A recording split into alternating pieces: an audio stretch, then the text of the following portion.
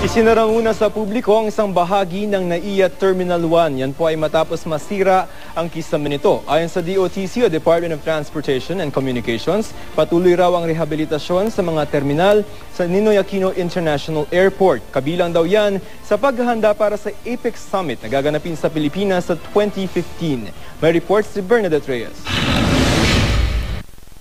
Pansamantalang sarado ang walkway papasok ng Dignitaries Lounge sa NAIA Terminal 1. Nahuhulog kasi ang pira-pirasong simento mula sa kisame nito.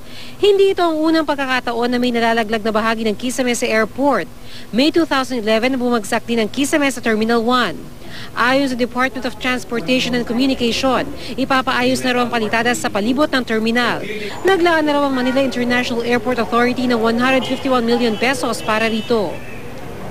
Doesn't happen as often, but clearly it's a safety hazard. So, si General Honorato said he is allocating funds, he's publishing the TOR, I think 151 million to cover 30,000 square meters of this surface area. And hopefully it gets done, tingin niya, within 8 months. Pero ang ilang pasaherong nakausap namin, hindi nga raw nakatutuwa ang itsura ng Terminal 1 kumpara sa airport ng ibang bansa. Worse. Ang alin po? Ang airport natin. Bakit niyo po nasabi yun? Facilities, everything, I think. Hindi masyadong ganito na nagsisiksikan at maganda ang pamamalakad nila. Dito ho? Dito hindi masyadong ano. 3 dekada na ang nakalipas mula nang itayo ang NAIA Terminal 1 kaya may kalumaan na kumpara sa ibang paliparan. Sa tulong ng mga architect at interior designers, papagandahin daw ang Terminal 1. Mechanical, electrical, plumbing, that will be addressed in this rehabilitation. We should have an airport na maliwalas.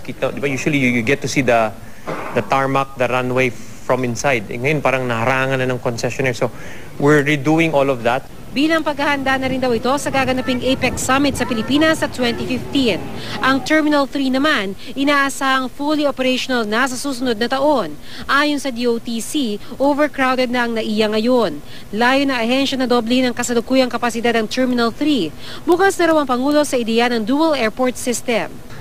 While allowing Clark to grow, we will maximize NAIA, meaning we'll bring in technology to further enhance both its runway capacity and terminal capacity. And I think the development of provincial airports. Bernadette Reyes, GMA News.